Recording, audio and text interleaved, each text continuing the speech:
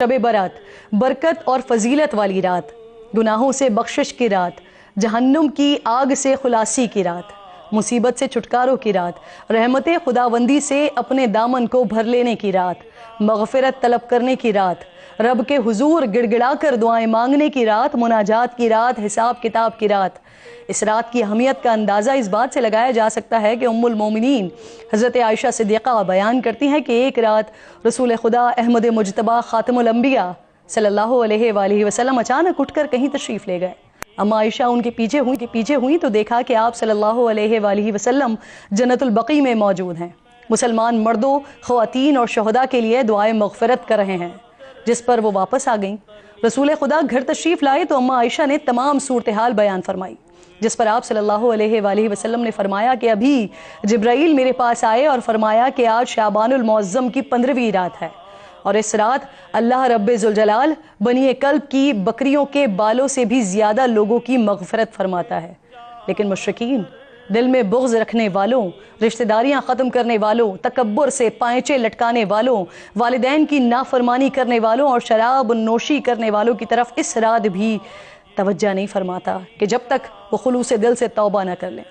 हज़रत आयशा सिद्दीक़ा रज़ियल्लाहु ताला अन्हा फरमाती हैं कि इसके बाद हुज़ूर अकरम सल्लल्लाहु अलैहि वसल्लम नमाज के लिए खड़े हो गए और उन्होंने दुआ फरमाई कि ऐ अल्लाह, मैं तेरे उफ़ू के साथ तेरे अज़ाब से पनाह चाहता हूँ, तेरी रज़ा के साथ तेरे गज़ब से पनाह चाहता हूँ, तेरे करम के साथ तेरी नाराज़गी से पनाह चाहता हूँ।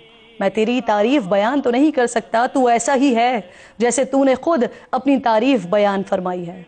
अम्मा आयशा एक और रिवायत बयान करती हैं कि उन्होंने नबी करीम सल्लल्लाहु अलैहि वसल्लम को फरमाते हुए सुना है कि अल्लाह ताला ख़ास तौर पर 4 रातों में भलाइयों के दरवाजे खोल देते हैं। पहली बकरीद की रात, दूसरी ईद उल फित्र की रात, तीसरी अरफा की रात और चौथी शाबानुल मुअज़्ज़म की 15वीं रात यानी आज की रात। हज़रत अली करमुल्लाह वजहुल करीम से रिवायत मनक़ूल है कि इस रात में इबादत किया करो और दिन में रोज़ा रखा करो।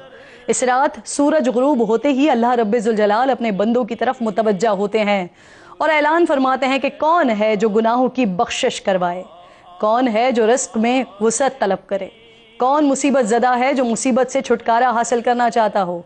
उलमा कराम की राय में इस रात में 3 काम किए जाएं। पहला, कब्रिस्तान जाकर मुर्दों के इसाले सवाब और मग़फ़िरत की दुआ की जाए। दूसरा, तन्हाई में नवाफिल ज़िक्र व अस्कार और तिलावत कलाम पाक की जाए। और तीसरा, दिन में रोज़ा रखा जाए। यानी दुनिया की तेज़ी और रंगीनी में हम डूबे रहते हैं, वहाँ ऐसी रातें हमें कुछ ठहराव फराहम करती हैं, खुदा और बंदे के ताल्लुक़ का एहसास दिलाती हैं। आज की रात दुनिया के तमाम मज़लूमीन को याद रखें, फ़लस्तीनी बहन भाइयों को ज़रूर याद रखें, कश्मीर को याद रखें, पाकिस्तान को याद रखें।